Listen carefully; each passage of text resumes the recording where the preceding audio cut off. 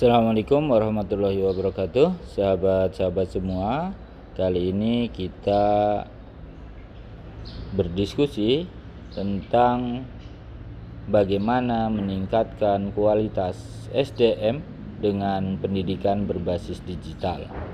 Dari sisi problemnya, dari sisi kelebihannya, dari sisi metodenya. Mari kita ikuti dengan baik. Karena ini polanya adalah diskusi, saya harapkan kita nanti akan menyimpulkan sendiri seperti apa, kemudian ditambah dengan informasi-informasi lain yang didapat atau informasi yang selama ini sudah ada dalam alam pikir kita. Selamat mengikuti. Untuk pemula dulu barusan problem-problem ya, contohnya kan masa pandemi sekarang ya, kira-kira seperti apa menyelesaikan dengan penyelesaian dengan barusan ya? Ya misalnya sekarang kita bisa nonton yang tadi, maksudnya film-film tadi. Ya ada beberapa dokumenter yang menarik, misalnya soal ngomongin teknologi digital ya. Yang pertama itu ngomongin Cambridge Analytica. Cambridge Analytica itu satu perusahaan lah ya, yang ngomongin bagaimana penjualan data dari data-data yang sangat sensitif itu diperjualbelikan di, istilahnya itu ada dark web, deepnya internet itu di situ, sehingga itu bisa digunakan untuk tujuan-tujuan yang belum tentu baik gitu loh. Kalau saya sih melihat yang pemerintah ini, Gus, sepertinya dalam berkomunikasi pemerintah sekarang dengan adanya media sosial itu kewalahan sekali, ya kan? Ya. Itu problemnya apa itu? Ya karena penguasanya itu kan generasi ini Pak Aziz, generasi lama Pak Aziz. Sementara yang menerima informasi itu relatif anak-anak muda yang menentukan ini. Pertama memang mereka itu bukan native netizen tuh, bukan digital native. Iya, sehingga dia ingin dipantas-pantas ke ben ketok milenial tapi nggak cocok-cocok. Ya kan, salah satu pendidikan sekarang kan diharapkan mahasiswa entah S1 entah S2 kan menjadi native digital gitu. Ya nggak bisa, native digital kan lahirnya udah ada itu, sementara banyak dari para dosennya itu bukan itu, mahasiswanya itu.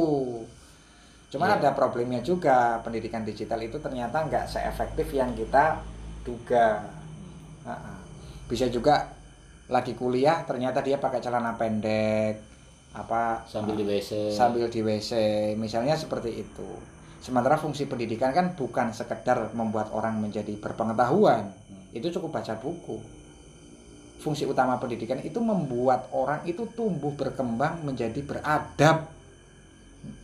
Kalau cuma cari keahlian gampang, tinggal kursus gitu. Nah, pendidikan digital itu belum tentu mampu mentransformasi itu, membentuk perilaku menjadi beradab.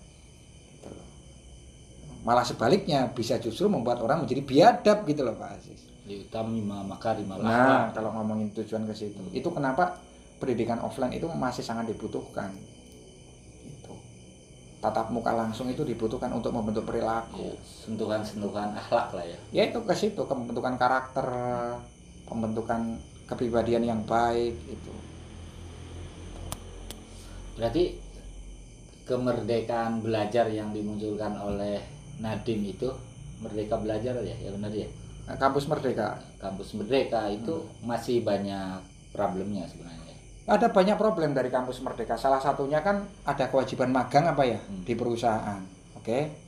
Kalau pertama ya, kalau di Amerika mungkin dilakukan karena perusahaannya sangat banyak dan besar di sana. Tata lembaganya juga sudah baik. Di kita mau magang kemana Pak Aziz? Mau magang kemana? Perusahaannya tidak sebanyak itu, kemudian volumenya juga, kapasitasnya nggak sebanyak itu pertama.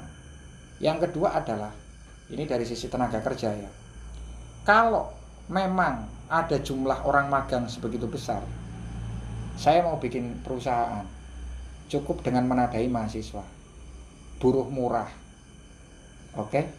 Kerjanya bisa part time misalnya begitu. Nah, ujungnya apa yang terjadi? Ujungnya adalah akan ada outsourcing yang sangat besar.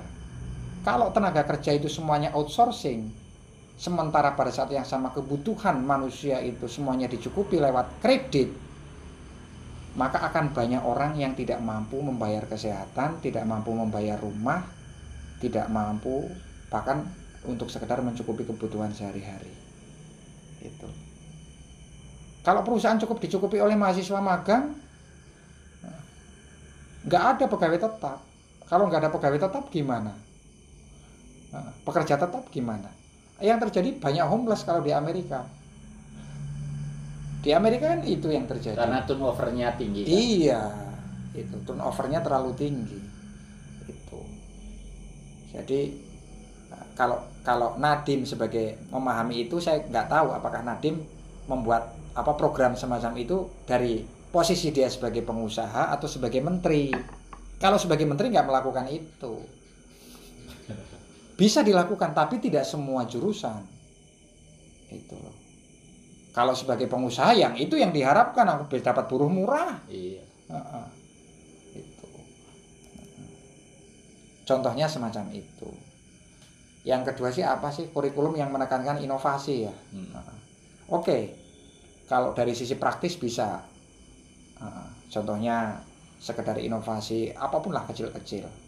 Tapi masalahnya bukan itu. Perguruan tinggi itu tidak semata-mata untuk menciptakan tenaga kerja. Itulah diskusi kita kali ini. Semoga mendatangkan manfaat untuk kita semua. Kemudian silahkan Anda mengambil sisi-sisi yang lain yang kemudian bisa memenuhi pundi-pundi kita dalam ilmu pengetahuan. Sahabat-sahabat semua, semoga bermanfaat. Mohon maaf atas segala kekurangannya juga. Wassalamualaikum warahmatullahi wabarakatuh.